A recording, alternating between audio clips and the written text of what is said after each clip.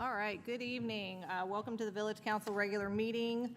I would like to call it to order at 6 p.m. on Monday, June 10th. We have no one participating remotely at the time. I need, next up is adoption of the agenda. Do we have any additions, subtractions, changes? Okay.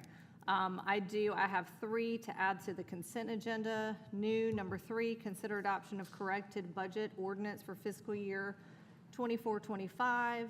New, number 4, consider adoption of ordinance amending the general fund budget for miscellaneous year-end balances. New, number 5, information only, finance director report on interdepartmental expense reallocations. And hearing no other changes, I need a motion to adopt the agenda as amended. So moved. All in favor? Aye. Any opposed? Motion passes. Next up is Pledge of the Allegiance. No, it's not. I apologize. Sit down, sorry. I need to adopt the previous minutes from the work session on 5/30/2024. Does anybody have any changes? Nope, so I need a motion to approve those minutes as presented. So moved. Further discussion? All's in favor? Aye. Aye. All those opposed? Motion passes. Now Pledge of Allegiance, sorry. I pledge allegiance to the flag of the United States of America and to the republic for which it stands, one nation, under God, indivisible, with liberty and justice for all. All right, thank you very much. Next up is public comment. You have 3 minutes to speak. I usually keep the time. Since Joe's not here, I'm gonna have Jamie keep the time. You have 3 minutes. Please come up to the podium, state your name and your address for the record. And if you have any written comments that you would like to be submitted, you can give them to Austin. Austin. First up is Mike Vandenberg, 806 Cappington Lane. Hold on, excuse me, do you need to sign up? Yeah. Okay, go ahead and sign up. Just 1 minute, sir. Oh, and hit the button, Mike.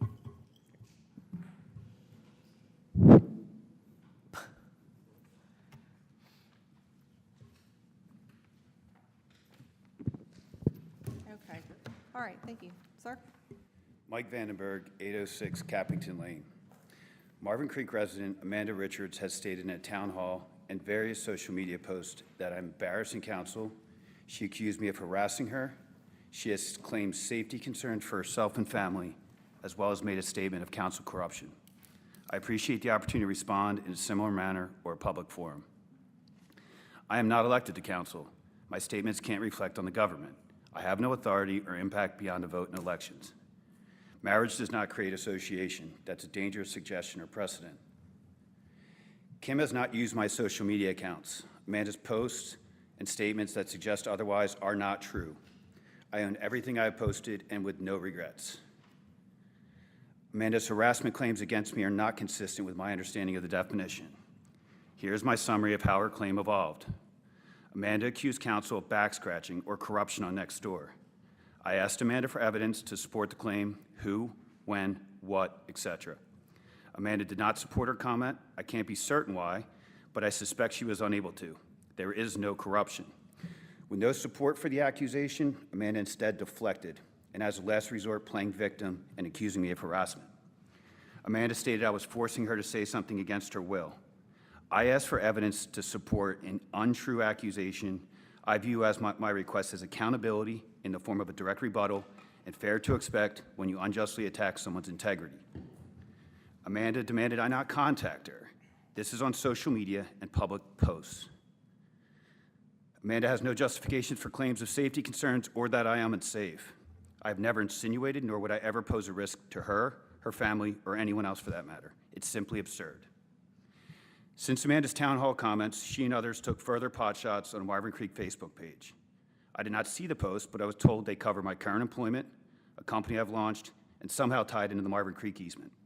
Amanda wants her trail back and will stomp her feet until she gets her way. But what does my career company have to do with this trail? The answer is nothing. Leave my career and my company out of your selfish tantrum. Amanda, based on what I just reviewed, who is harassing who? The motivation for this comment is to address what has been said and ideally avoid further confrontation, especially any that comes in the form of unjust personal attacks. I'm happy to provide support for my comments if any is needed.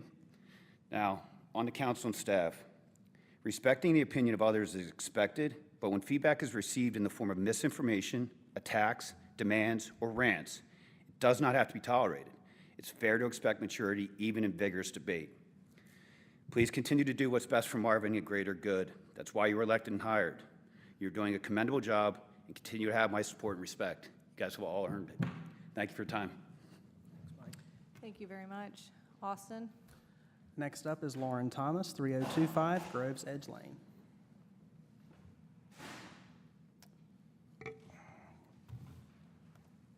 One Hi there. second. I'm pulling it up for you. Thank you very much. Sorry, 1 second.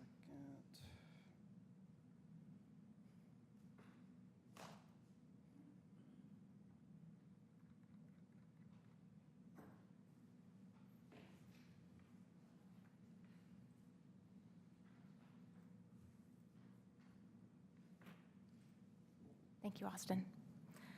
Hi, everyone. I'm Lauren Thomas, and I live at 3025 Groves Edge Lane. You know I'm passionate about responsibly built trails and floodplains that respect the land, respect the landowner.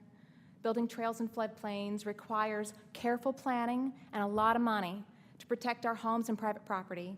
It's crucial that the Village of Marvin follows all floodplain regulations to ensure flood hazard safety and maintains landowner respect.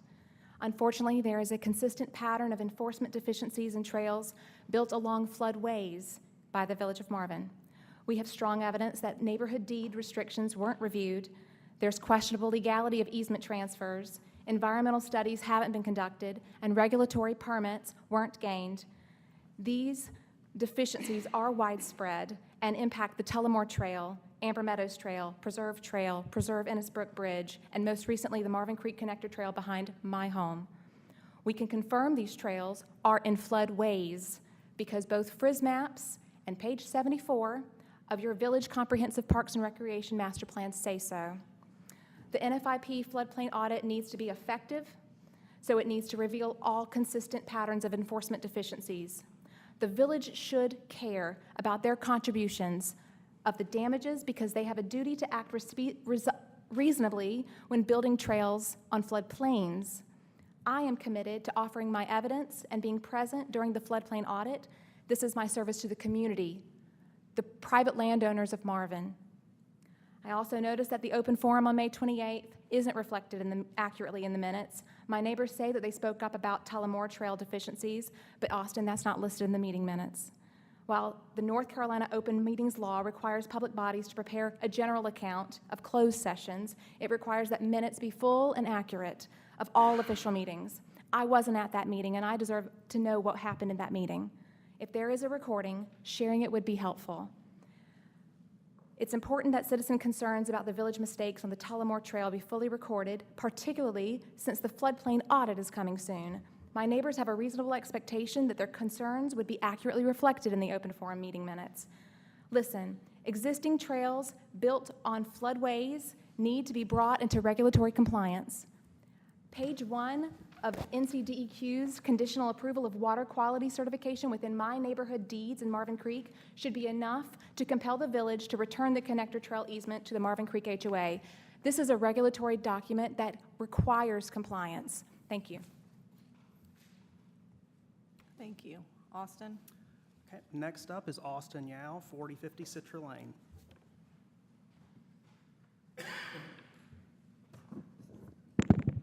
Good evening, Village Council. As I enter my 5th year as clerk for the Village of Marvin, I must know that I have never chosen to give a public comment. Unfortunately, I feel that I must now respond to the irresponsible and inaccurate allegations made by the previous speaker.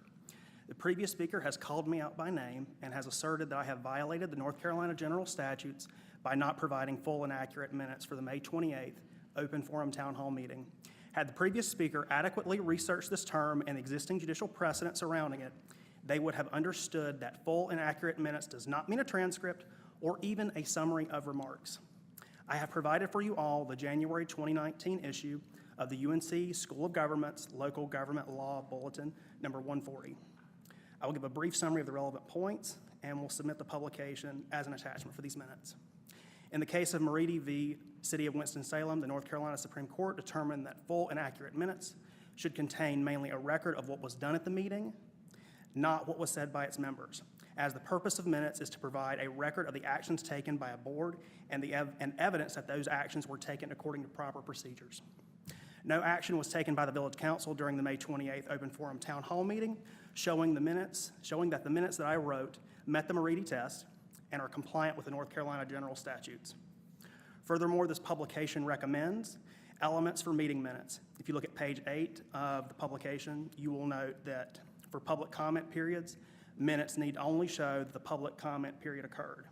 Some jurisdictions do provide summaries of what those who were speaking said, which I attempted to do in those minutes, and included a disclaimer noting that the summaries are not all-inclusive or verbatim. The goal is to show that the board fulfilled its public comment obligations, not to create a record of what was said. I take any allegation made against myself and my integrity seriously. This is not a job for me. This is a career, and that goes for every person sitting at our tables here. I hold myself to a high ethical standard and to the code of ethics established by not only the Village of Marvin, but also for professional organizations that I'm a member of. Public service is my passion, and I will not be deterred by the careless speech of others. If this resident is so sure that I have broken state law, they may report me to the International Institute of Municipal Clerks, the North Carolina Association of Municipal Clerks, and they may file a lawsuit against the village if they so wish. Lastly, to the resident who has continually chosen to attack the character of my colleagues and myself, I will pray for you. Thank you. Next up. Next up is James and Diane Beers. Did y'all want to speak? No? No. Okay. Okay. Next up is Michael Smith.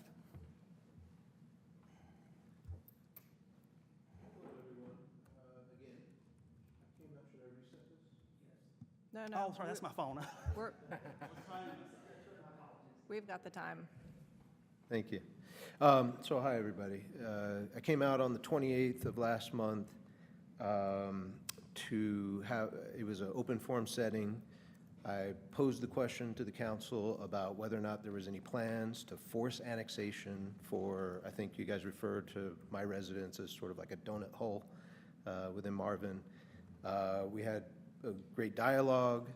At the end of our dialogue, there was a joking comment. I don't know if I had initiated it or if somebody on the council initiated it, but there was a joking comment that was similar to at this time. Marvin doesn't have any plans to force annexation at this time. And I think I joked and somebody on the council joked in response. When I went back to try to retrieve a copy of the recorded video, I learned that you guys destroyed the video from the 28th, and you guys created minutes. I think maybe Austin or somebody created minutes.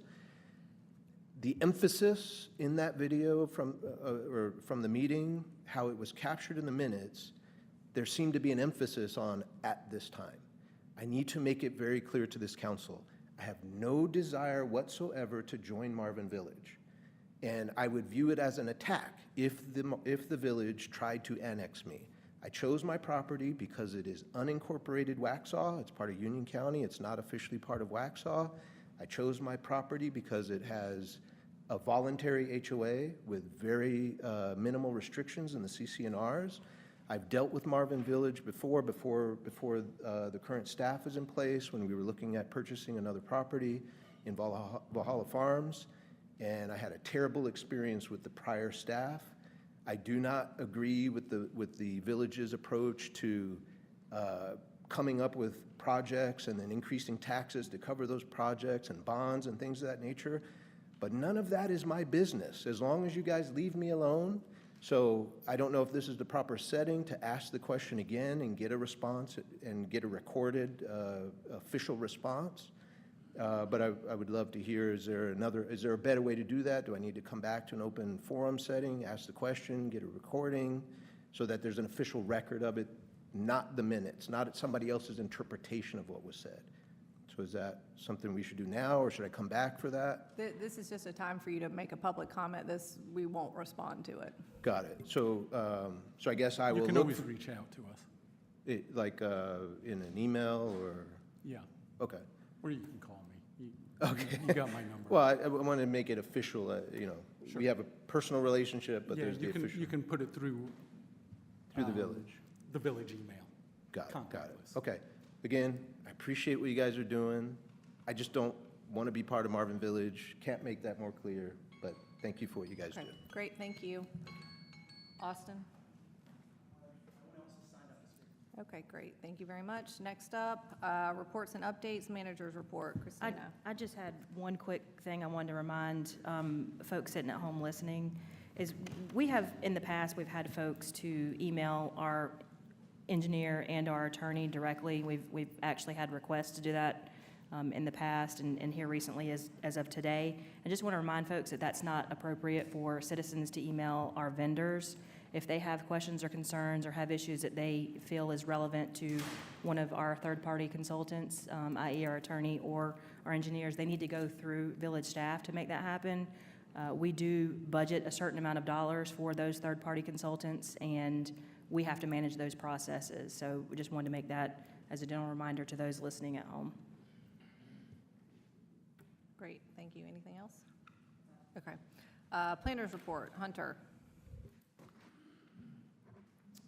All right, good evening, council. Just three things, quickly update. I know last at the work session, I mentioned the Marvin Loop. Sorry, I got you guys that email today. So in that email, I sent you guys the preliminary layout, as well as the properties that, based off this layout, we would need an easement.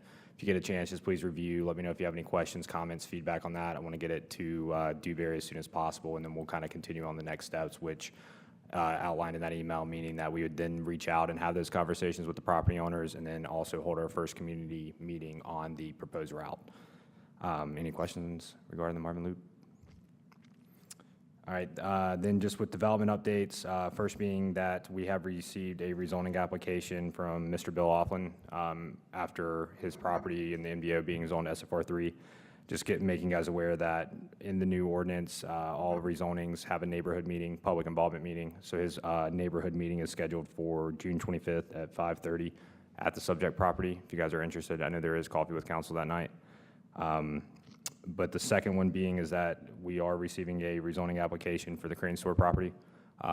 The Zepso family, in conjunction with the owners of the Crane Store property, will be submitting a rezoning application for that site. They have scheduled their public involvement meeting for 6/27 at 6 p.m. at Village Hall. I would recommend, if council can, it's only one session, so however you guys want to do it, or if we need to do a potential quorum notice. Just do a potential quorum notice. It's at 6 p.m. here at Village Hall. No, it's Thursday, June 27th. Yeah. It's after our work session. Yes. We Do we have have- Luma here too at 4 o'clock. It'll be Should run after- Until about 5:30ish. We shouldn't be, we shouldn't conflict on time, but I'll still be here. Yeah, the plan is to do it in council chambers. If a WOOM is running over, we'll do it in the community room, 6 p.m. We usually are pretty. But at that time, they'll be, showing their site plan and it's kind of a joint thing where that subject property, the 2.5 acres that the Crane Store is currently located on, is going through rezoning, but at the same time, they're kind of amending their original to kind of all put it under one umbrella. So you'll have one kind of development agreement, one site plan, all that. So same process, but like I said, the first step is for them to have a neighborhood meeting, and so they've scheduled that and be moving forward. So any questions? Well, that's all I got. Great, thank you. Next up, roads report. We should have our pavement condition survey back within the next couple of weeks. We'll present that to you all at one of the upcoming council meetings. Aside from that, we have some work that's starting in Providence. Is it Oak Brook Estates this week that we had mentioned to you all before. And aside from that, I think that's all. thank you very much. Next up, deputies report. Ed?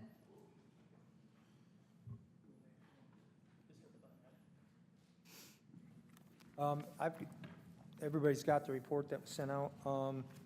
We're still having an issue with the tablet, not getting the other two signs, not being able to link up with it. So you'll probably get a report with like 9 million cars on it before we get it linked up. But once that happens, it'll be in one of the next reports.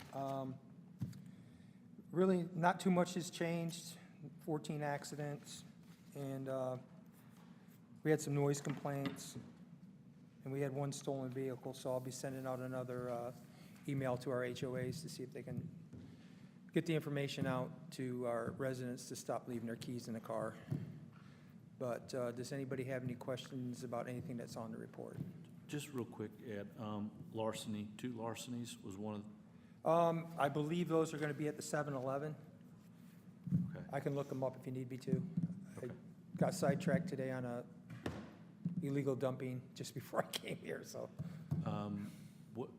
I don't know if you'll be here during the Coffee with Council debrief, but we had a request.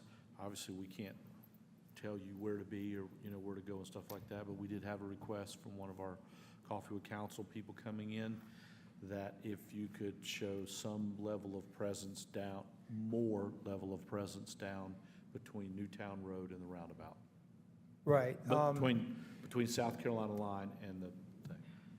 Yeah, actually, when you had the Coffee with Council, I was going to go to that the other day just to show up, and I got sidetracked on a call.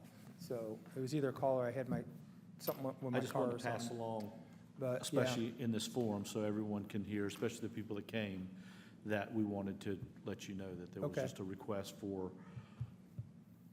I'll let Justin And I know. know, and listen, and we explained to them, we know that you cover many different areas. I mean, we explained the difficulty of trying to be everywhere at one time. Right, and I trying to did do- try to make that meeting, but I can't remember what exactly it was. That's okay. I might have been no. down there at the DA's office for Kim. Thanks, Ed. Yep. Be safe. All right, thank you, Ed. Next up is, I'm like Joe with this thing, planning board report. Bob? Yep, we met on May 21st, on Tuesday, and we just had 2 items, one of which was to discuss and consider the recommendation of the Heritage at Marvin final plat, which the planning board did approve. And the other thing was, which we're going to discuss tonight and consider the recommendation of a sketch plan for the 5-lot subdivision located at 10507 Newtown Road. And that was also approved. Great, thank you very much. Next up, PRNG report. There was a lack of necessary items for the PRG board this month, so they did not have a meeting. Okay, thank you, John. Next up, event planning report. Tyler? Last Saturday on the 1st, we had the 5K and health fair, had about 230 runners, about 11 vendors out there, so it was a really good turnout and it was a really good morning. Everybody really enjoyed that. July 12th, stargazing event out at the park. Registration is up. It's on our website and our newsletter. You can find it online. Registration is required. You can find all the information online about it, and we only have a limited amount of spaces, so hurry up and sign up.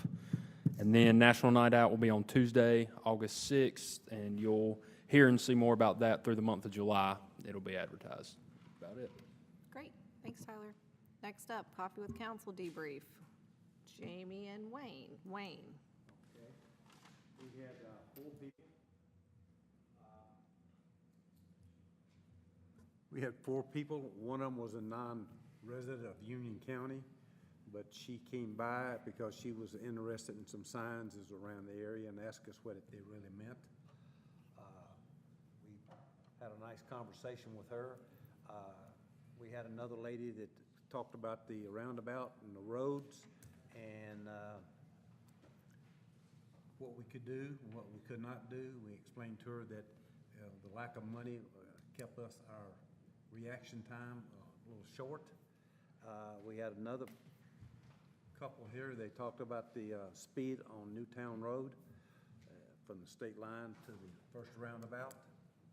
And they just, that's it. We talked with them for an hour and a half. Only comment I would add is that the one lady that did come in, she had questions about funding for roads and how they went through that. And I do believe when she left, she had a better understanding Yes, she did. of the process. And, but again, we had a great group and we had a great conversation with everyone, but she truly came in with questions. And we provided clarity to her questions.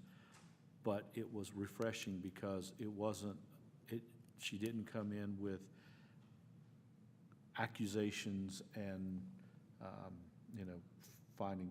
trying to find fault. So it was refreshing to have a conversation and being able to provide She's that fairly level new of. to the area, and she's already been in twice and intends to come again next month. I like it. Okay, and the ones that had questions about the speeding, what was that? It was just more of, just being aware, they just thought that they didn't see us patrolling that section as much as they did in months and years past. And we explained to them, and which is good for everyone else to know, that we can't dictate or we can't tell the deputies where to be and, where to be and where to sit and all. We can't do that.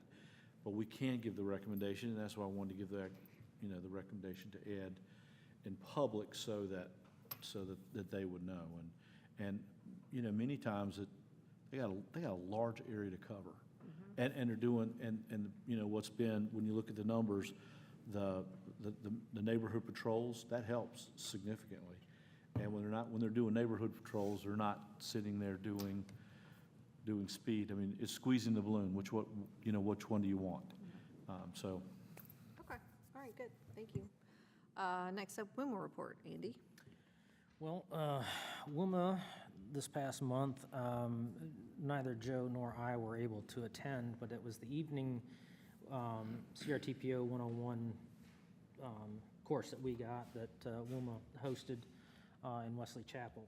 And that was the entirety of the meeting, was just that presentation. So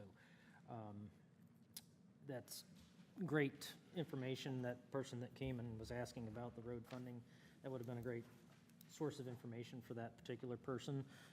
And that's why we encouraged it, and WUMA, put it on an evening meeting so people could go and learn more about how our roads are funded, so. Okay, great, thank you. And the next WIMA meeting is for the public Here here, on the 27th at Of 4 p.m.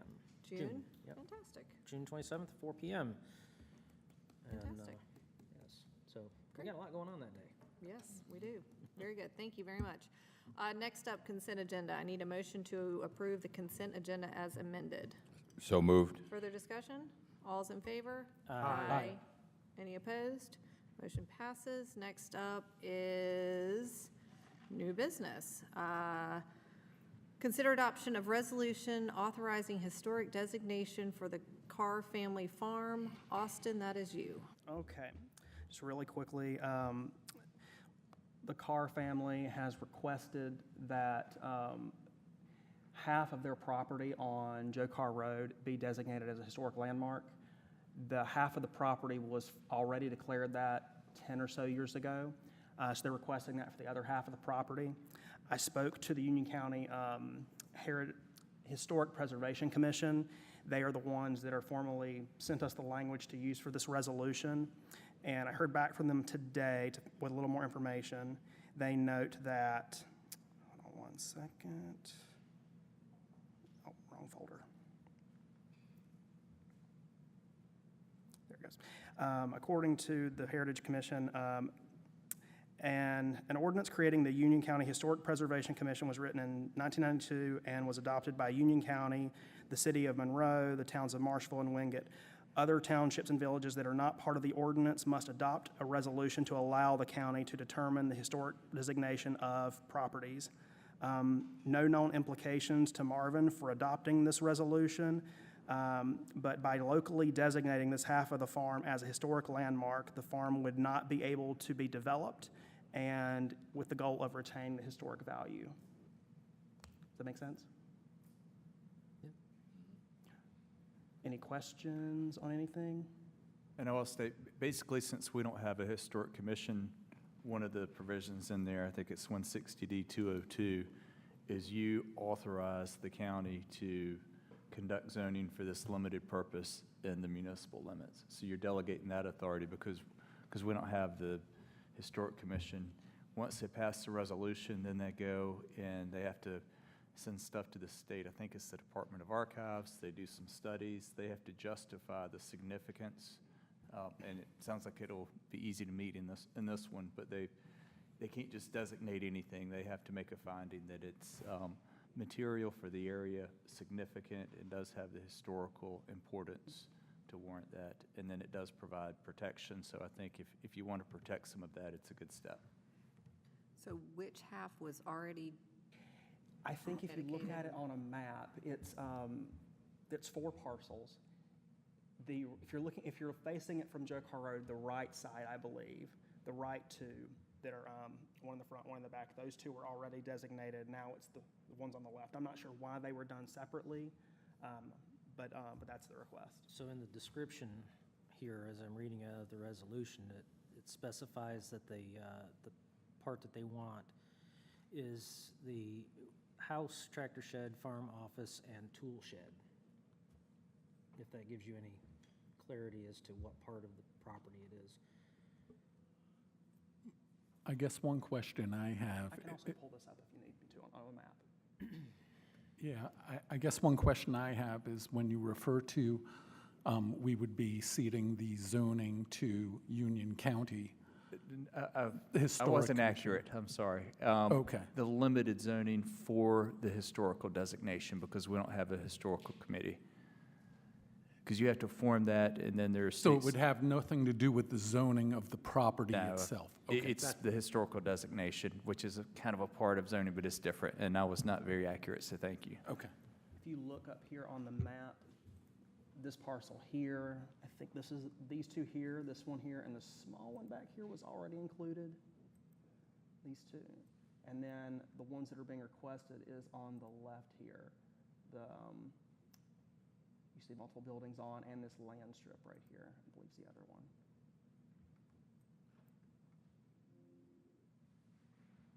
And the total acreage of those is like 3.7, I think I read? That's correct. They're pretty well boxed in now, aren't they?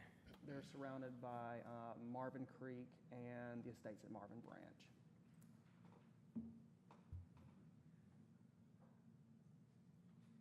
Dalby Farm.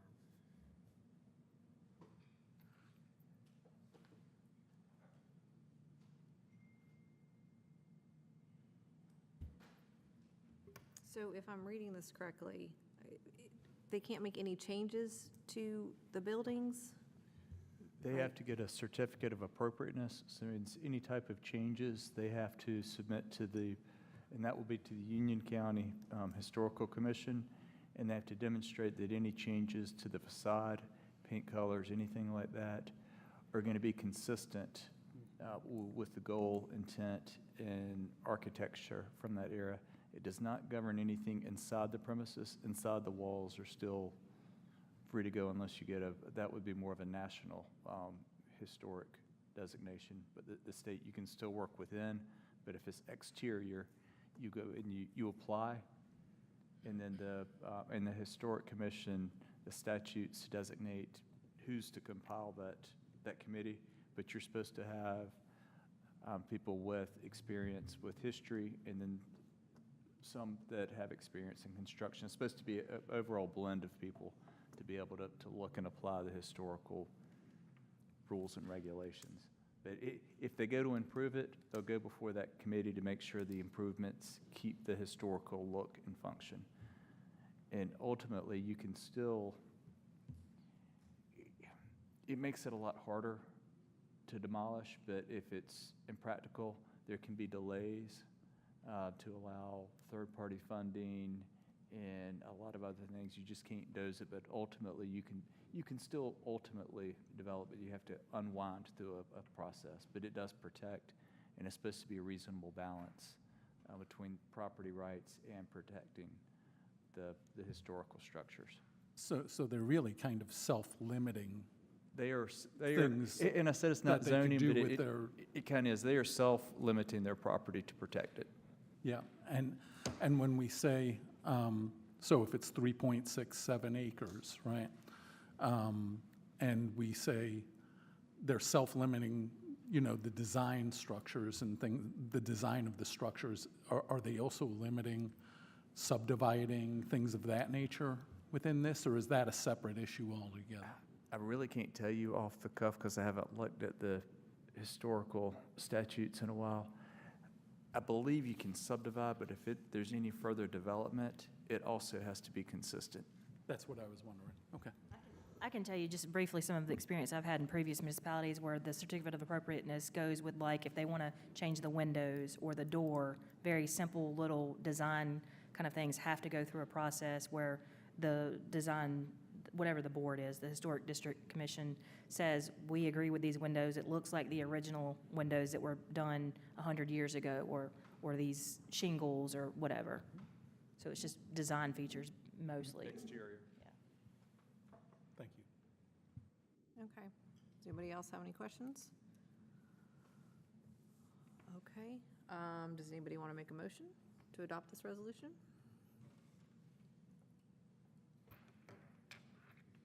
Do we have a, You do have one in your system?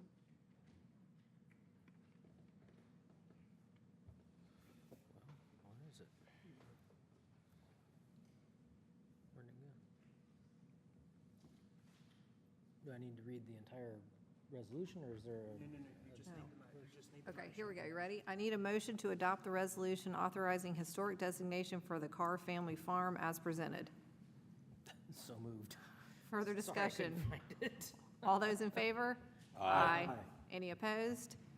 Motion passes. Next up is discuss and consider approval of major subdivision sketch plan for the 5-lot Newtown Road subdivision. Hunter? Okay, so V3 Southeast has submitted an application for a 5-lot major subdivision at the 6.975 acres located at 10507 Newtown Road. This was submitted on January 31st of this year, which was prior to the MDO adoption. So per basically vesting right and permit choice, the applicant can choose to either go under the old ordinance or the new. They chose going under the old, and partially because if they didn't, or this application was submitted after the MDO, this property would have probably been zoned rural residential. This would be going through a rezoning compared to a sketch plan approval. So they are following the old ordinance and the procedures in the old subdivision, chapter 150.050. The property, subject property, basically there's an existing structure on it. Its existing land use is residential, and its zoning designation was either R Marvin residential under the old, or now it's zoned SFR1. To the north, it's basically all the surrounding land uses are residential, and it's just surrounded by rural residential, and it's also abutting the Heritage at Marvin, which is zoned Marvin Heritage District residential only. The application is for 5 single-family lots yielding a density of 0.72 units per acre. The proposed site plan in your guys' packet was amended from their original submission that was presented during their public involvement meeting that was held on February 15th, basically based off comments receiving. Basically what the revision was is the site plan's mirrored. The original road was coming in on the, if you're looking at the property on the left, so the lots were on the right side, and now the road's coming on the right side, and lots are abutting the left side, which does provide a little bit more buffering, especially for those, I think it's lots 3, 4, and 5 that abut the Heritage of Marvin with their buffer at the back of their property. In regards to greenways and sidewalk, the proposed development will install interior sidewalk on both sides of the road within the development.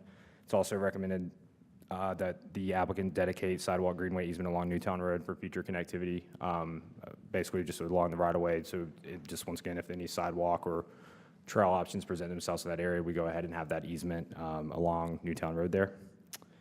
Tree preservation, the applicant's proposing an exterior and interior tree preservation area. So the property will have a 25-foot exterior tree preservation around the whole development, as well as the 85-foot view shed buffer on Lot 1, this totaling of roughly about 0.88 acres or 13% of tree preservation of the subdivision. Individual lot preservation and tree mitigation will be fully identified on their construction documents and preliminary plat, which would be the next phase in review. Lot characteristics, in the memo, I provided kind of a chart showing that these lots conform with the R Marvin residential, but they also didn't conform or exceed those minimum standards for SFR1. All the lots are over an acre, which the minimum lot for SFR1 is 34,900, which is about 3/4 of an acre. But everything else regarding setbacks and lot widths are pretty much identical to the old R Marvin residential. Drainage, the applicant's not proposing any type of BMP for their stormwater. The intent is to have impervious maximums to keep them under the 24% disturbance and utilize open channel and drainage wells. Once again, this will be reviewed and further identified by the village engineer and state agencies during the construction document review.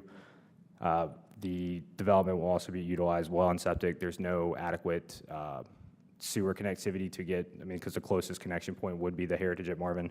But due to grade and kind of topo, it's not necessarily feasible on top of the same with water.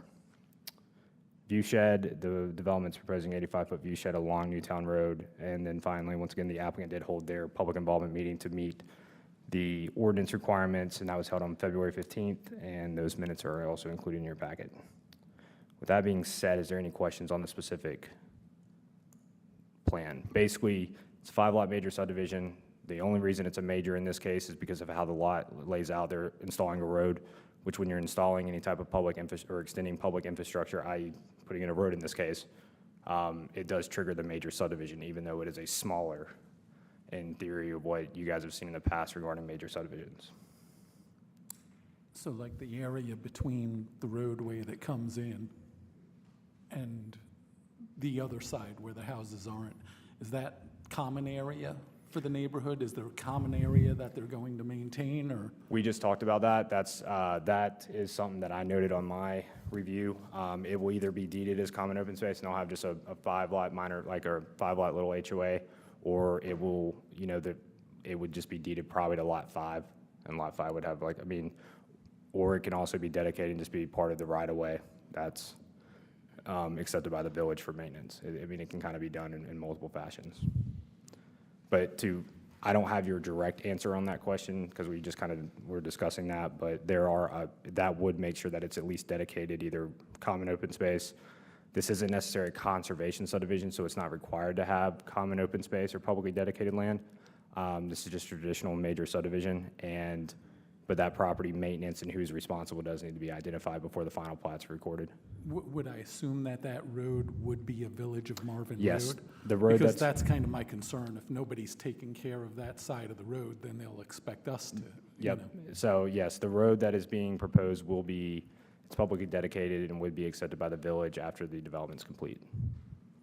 So would that give us an obligation to take care of that side of the road if nobody is? That's not the intent. Like I said, the intent's to mainly have that probably deeded as like common open space or some type of, something either to one of the properties or, as the common entity for all 5 of the properties.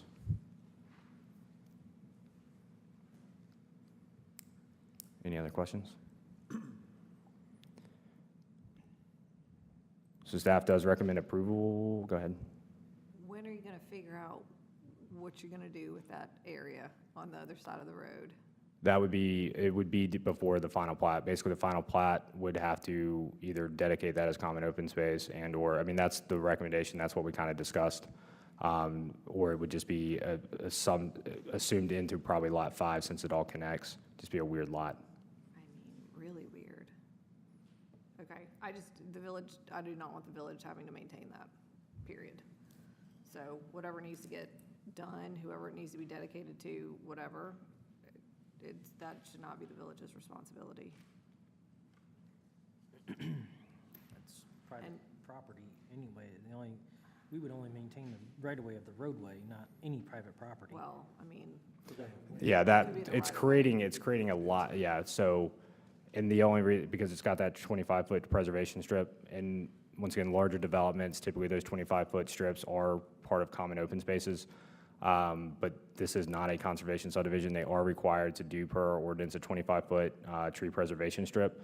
And those then on like the individual properties, like lots 1 through 5, are platted as preservation strips, but they're the maintenance responsibility of the individual property owners. So I'm sure we can work something out, like would that be creating, like the other issues, you can't have then lot 1 and then part of lot 1 and having a road go through it. I mean, it just kind of look weird. So that just needs to probably, like I said, be dedicated and have all 5 owners be responsible for maintenance. And they can put some on their plat or in the deeds that basically says the property owner is responsible for maintaining their portion of the road.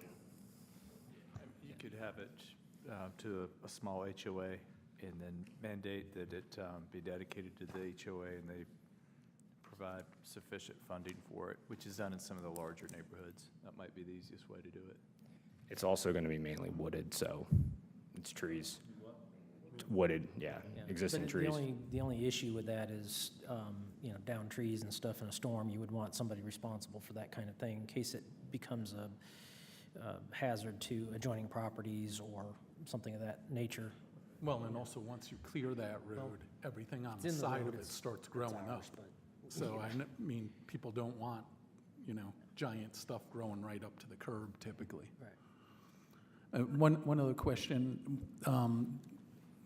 It talked about saving the tree buffer around the edge. Did I also read in there where it said something about some internal trees remaining as well? On the memo or the side one? The individual lot preservation and tree mitigation will be fully identified in their construction documents. So Okay. what that is basically where they have a tree survey, they would have in there the house plan, or kind of the house footprint, typically a building pad, and where they'll be clearing for constructions of those homes. Then they would be basically responsible for mitigating on an individual lot basis. and how many people showed up for the public information meeting? 1. 1. Okay. All right. Does anybody have any other questions for Hunter? Does anybody want to make a motion? I'll do it. All right. I'd like to make a motion to approve the major subdivision sketch plan as submitted and find that the proposed subdivision complies with the Village of Marvin Code of Ordinances and is consistent with the goals and recommendations of the Village of Marvin 2020 Land Use Plan, other officially adopted village plans, and is reasonable and in the public interest and are consistent with surrounding uses and zoning. Further discussion? All in favor? Aye. Any opposed? Motion passes. Thank you very much. Next up, open topics.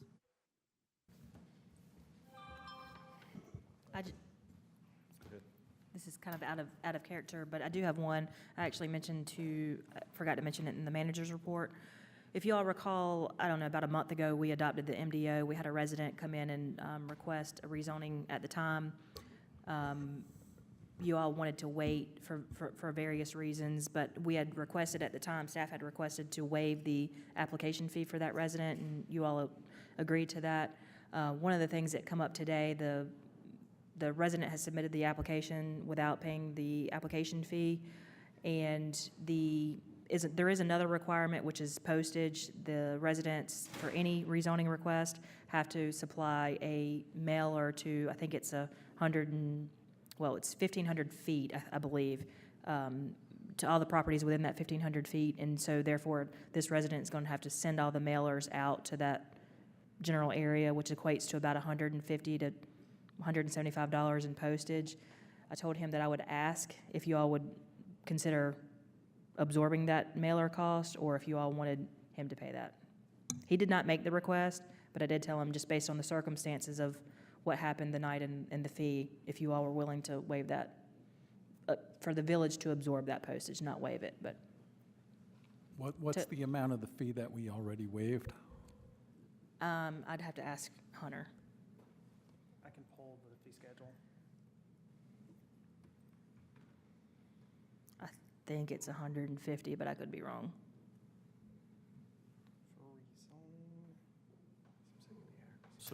So then would we do the mailer? He would do the mailers and just, and Typically, we would do the mailers anyway, and we would just bill the person. So we would do them anyways, we just wouldn't submit the bill to them.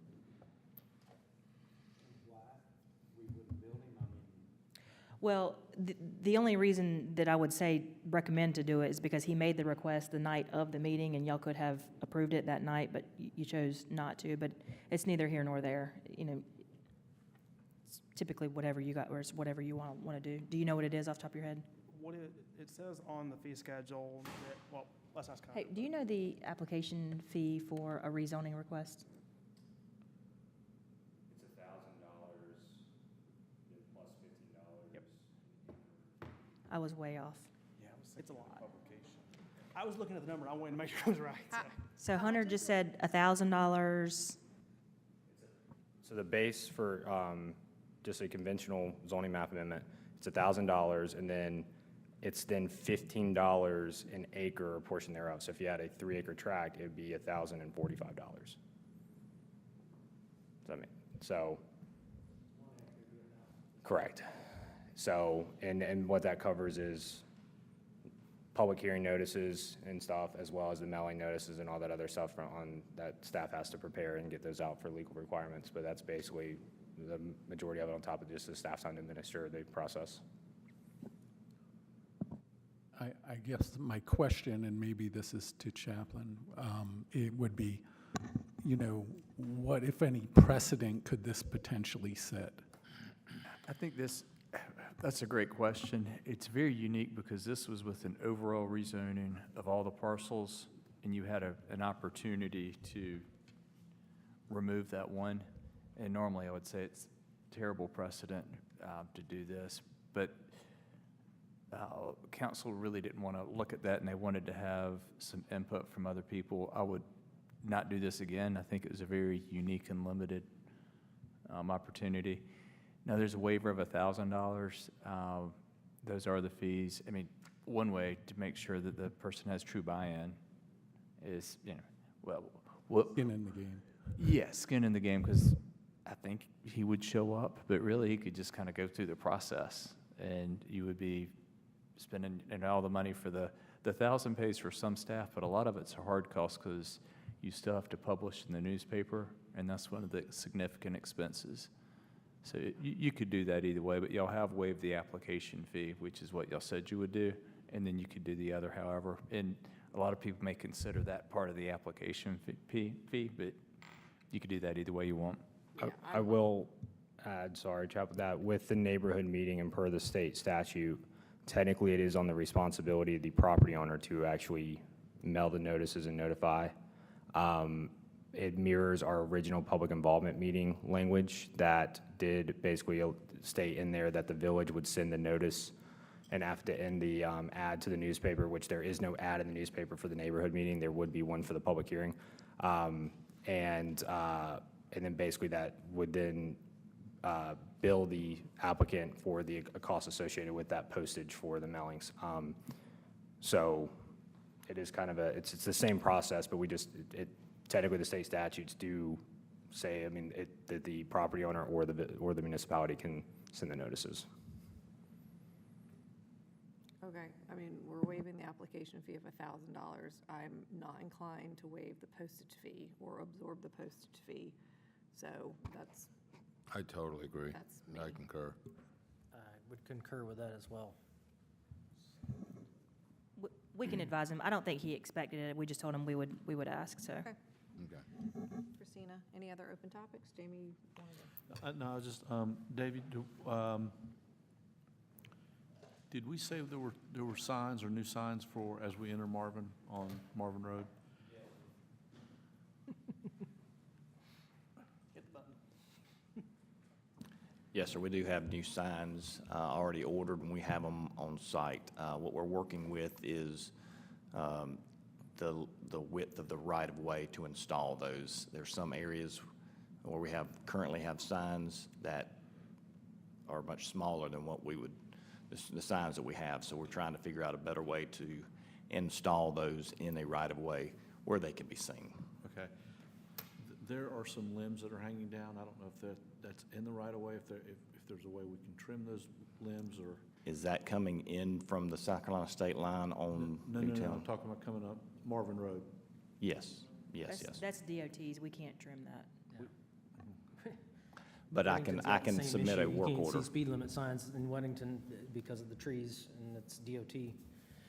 Let's make a request to DOT Yeah, to we trim But that. I can submit a work order. Let's do that. I'll do that. Thanks Yes, for sir. that. Anybody have anything else? Open topics? Nope. Moving right along. Review of action items. Austin.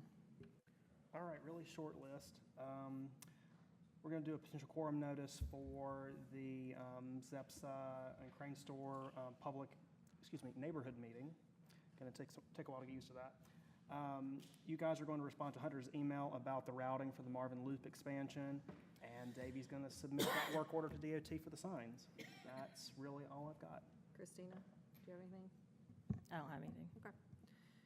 Next up is review of the mayor pro tem list. That would be my micromanager list. I'm pulling it up. Hunter, where are we with the towns of Ardrey? Come on down.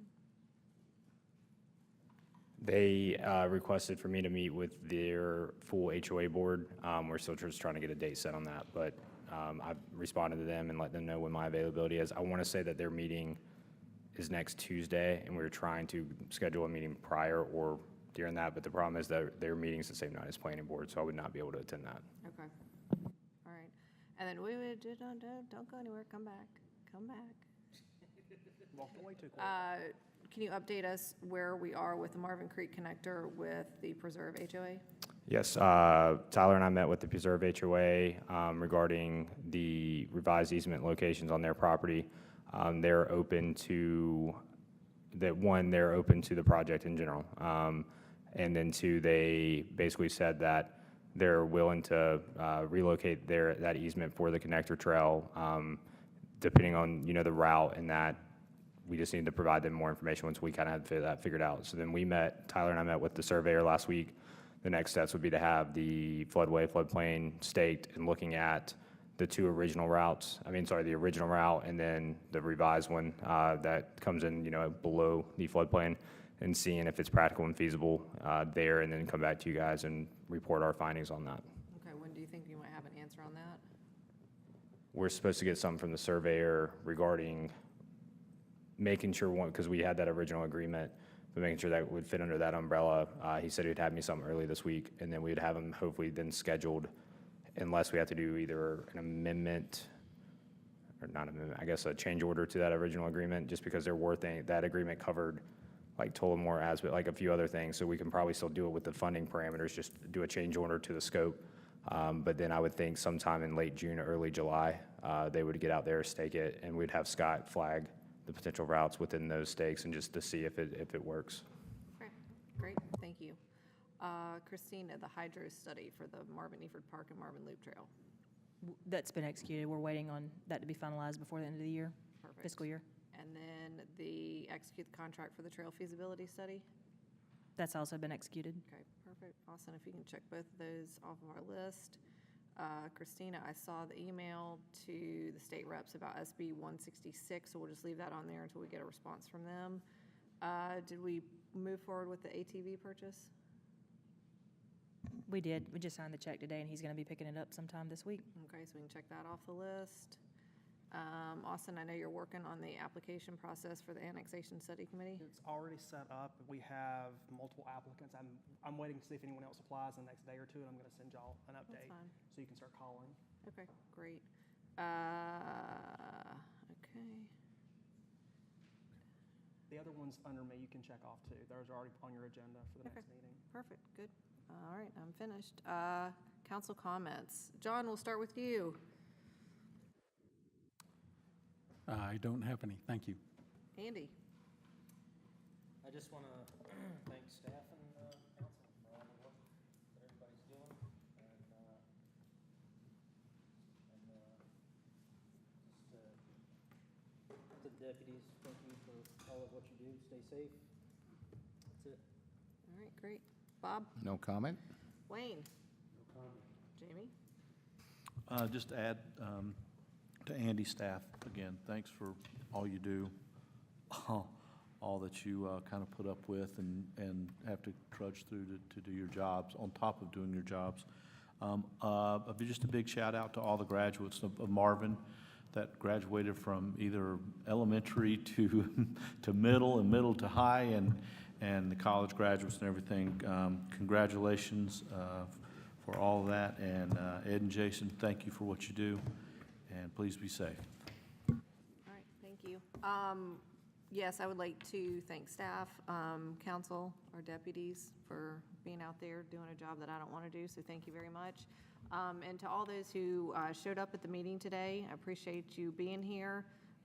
Those who made public comments, we like it when people show up. We'd like for more people to stay for the whole meeting, but it's a start. So with that being said, I'm going to say you're welcome to all of you, and I need an adjournment at 7:01 p.m. So moved. All's in favor? Aye. Motion passes.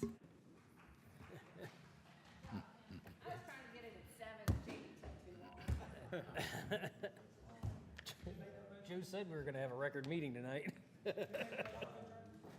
Jamie.